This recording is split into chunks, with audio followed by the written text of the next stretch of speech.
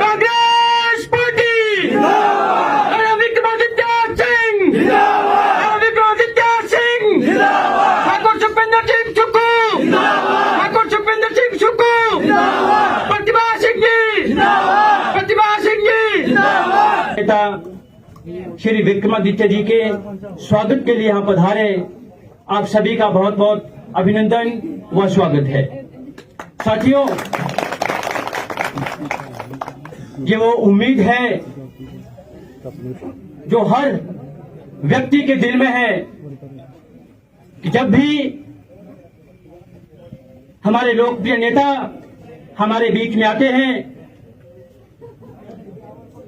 वो जो सपने हमने बुन के रखे होते हैं, वो जो विकासात्मक कार्य अपने इलाके के लिए हर व्यक्ति विशेष की इच्छा रहती है, जो पिछले 15 सालों से रुके पड़े हैं, एक नई उम्मीद सी जगती है कि अब तो कुछ होगा। और यकीन मानो, दूसरी बार हमारे विधानसभा क्षेत्र चुरा का दौरा माननीय मंत्री महोदय जी ने किया है, तो हमें पूरी उम्मीद है कि जितने भी विकासात्मक कार्य आप लोगों ने अपने मन में संजो के रखे हैं, बेधड़क निर्भीकता के साथ अपनी बात आप माननीय मंत्री महोदय के समक्ष रखेंगे। इतनी दरियादिली, इतनी उदारता और काम करने की इच्छा, विकासात्मक कार्यों को आगे ले जाने की इच्छा इनमें कूट कर भरी हुई है। हमें उम्मीद नहीं बल्कि पूर्ण विश्वास है कि जिन उम्मीदों के साथ आज इतना जनसमूह यहाँ इकट्ठा हुआ है, उन सब की उम्मीदें आने वाले समय में पूरी होने वाली हैं। पिछला कार्यकाल देखेंगे आप तो यहां से लगातार तीसरी बार यहां से एमएलए के पद पर आसीन होकर जाने वाले हर बार आम आदमी के साथ छल करने वाले, नाम लेना मैं पसंद नहीं करूंगा, बीच से आवाज आ रही है, उन्हीं की बात हो रही है। मैं चरित्र की क्या बात करूं, मैं धोखेबाजी की क्या बात करूं, मैं भ्रष्टाचारीपन की क्या बात करूं। जब उनका कार्यकाल था, जब उनकी सरकार थी, तो हिमाचल प्रदेश में अगर कोई विधानसभा क्षेत्र भ्रष्टाचारी के पैमाने पे देखना हो तो पहले पायदान पे ये था।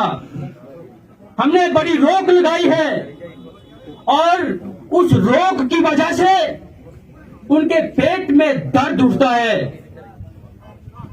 बौखला जाते हैं वो।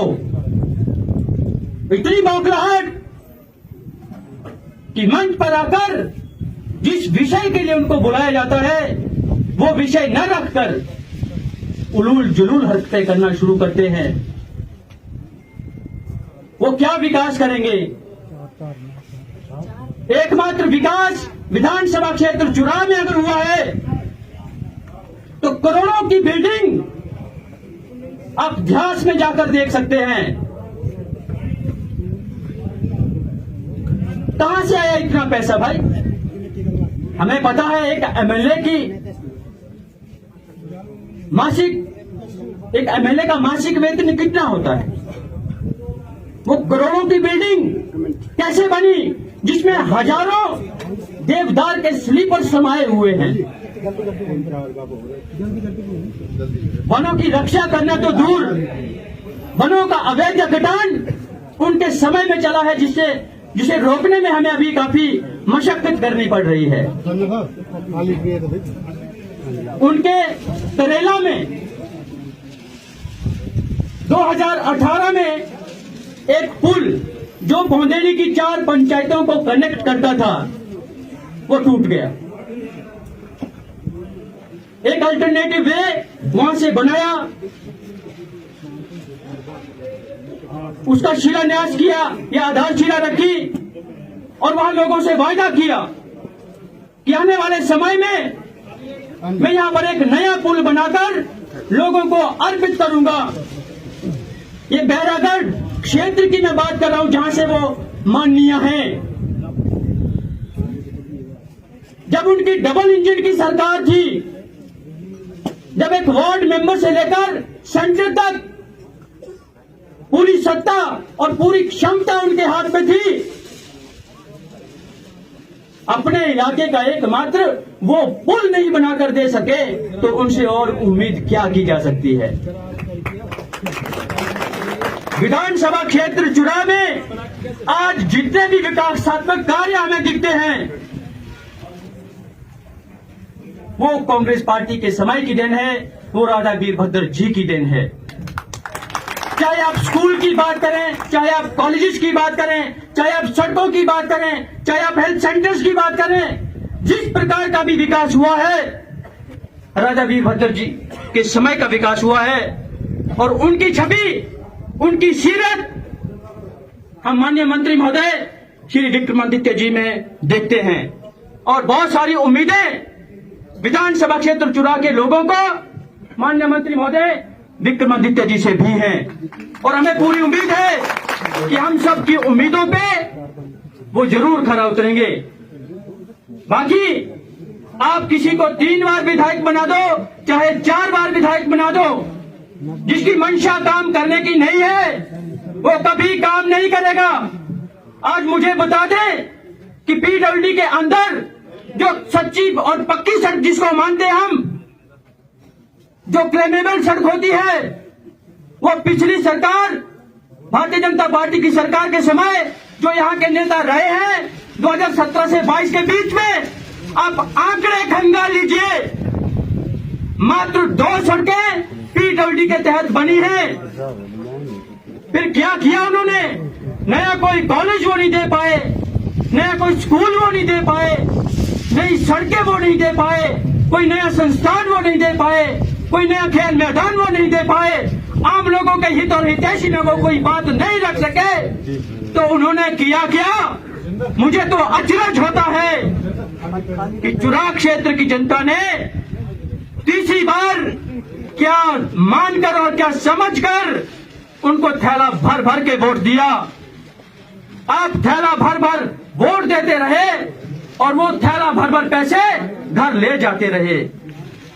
शर्म आनी चाहिए ऐसे नेतृत्व को। मेरी आप लोगों से अपील रहेगी, मैं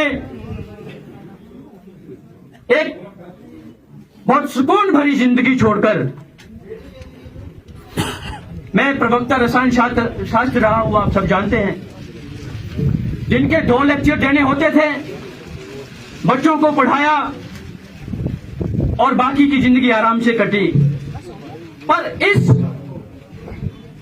विधायक की गुंडागर्दी और दहशत की वजह से कई हमारे कांग्रेसी लोग इतने हताश और निराश और इतने परेशान हो चुके थे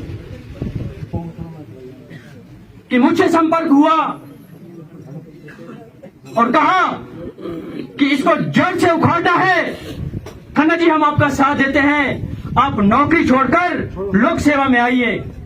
लोक सेवा की भावना कूट कूट कर मेरे मन और दिल में भरी हुई थी। मैंने लोगों के दुख दर्द को समझा, मैंने लोगों की पीड़ा को समझा और सोचा कि लोग पर स्वार्थ के लिए क्या कुछ नहीं करते। अरे एक नौकरी की ही तो बात है। जिनके पास नौकरी नहीं, क्या वो 2 वक्त की रोटी नहीं खा रहे?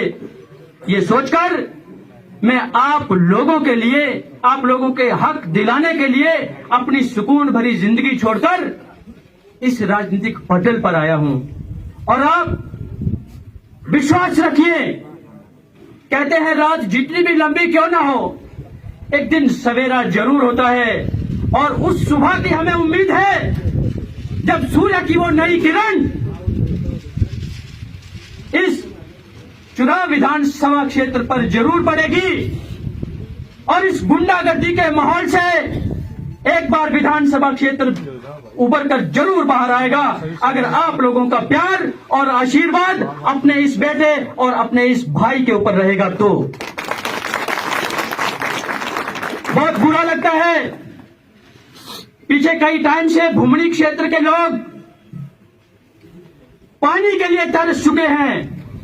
कई बार मैंने एक्शन साहब यहाँ होंगे शायद, आईपीएच एक्शन नहीं है यहाँ पे, उधर तो थे, उधर भी मैंने बात करी।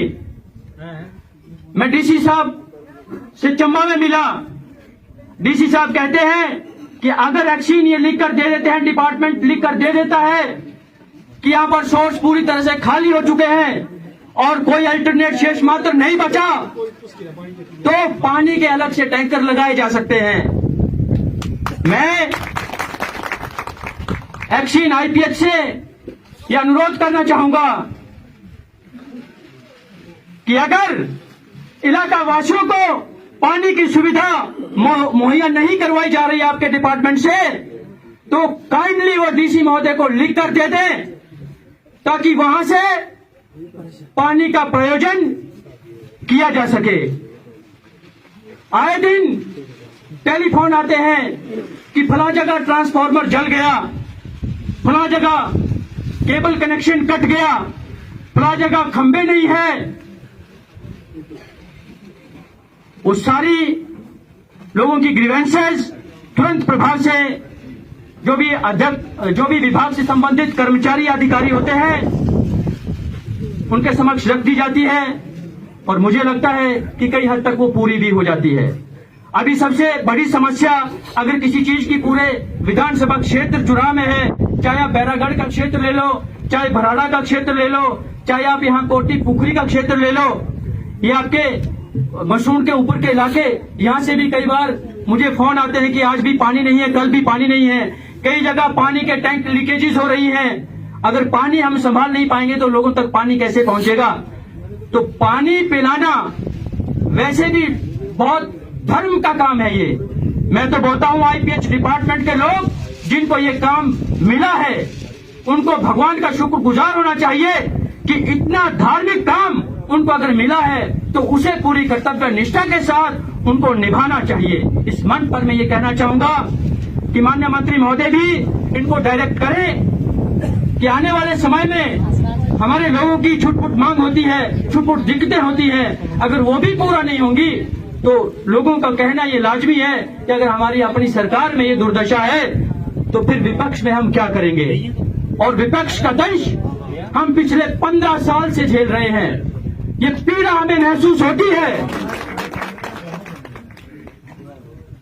जितने भी विभागों के कर्मचारी हैं वो कृपया तन मन लगन के साथ, कर्तव्य निष्ठा के साथ अपना काम जरूर करें। बाकी जो भी फेसबुक पे या लाइव होकर यहाँ के विधायक हमारे बारे में उल्टा सीधा बातें करते हैं उनके ऊपर ध्यान न दें। मुझे अपने चरित्र और ईमानदारी का किसी से सर्टिफिकेट लेने की कोई आवश्यकता नहीं है। पूरी चुरा की जनता जानती है कि यशवंत खन्ना क्या है। मैं मर जाऊंगा, मैं मिट जाऊंगा, पर अपना जमीर और ईमानदारी के साथ कभी समझौता नहीं करूंगा। ये मेरा वचन है आप लोगों के साथ। करते होंगे वो उल्टे सीधे काम, लेते होंगे वो पैसे, करते होंगे डिपार्टमेंट्स को तंग, वो हमारी फितरत में नहीं है। वो अपने चरित्र का बखान हमारे ऊपर ना थोपे, नहीं तो चुरा की जनता ये सब देख रही और वो बर्दाश्त नहीं करेगी। अरे आपको मुंह की खानी पड़ेगी आने वाले समय में।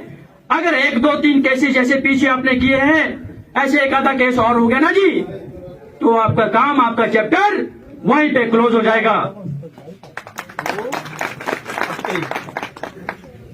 बाकी आप लोगों की सेवा के लिए दिन रात निरंतर हम प्रयासरत हैं।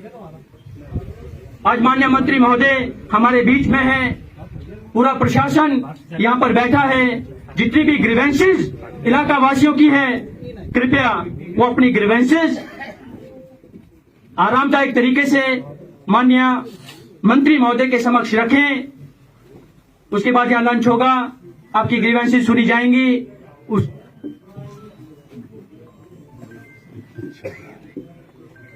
और उसके बाद एक जो उद्घाटन चंडी बड़ो सड़क अपग्रेडेशन का कार्य हुआ है वो करके प्रोग्राम समाप्त होगा।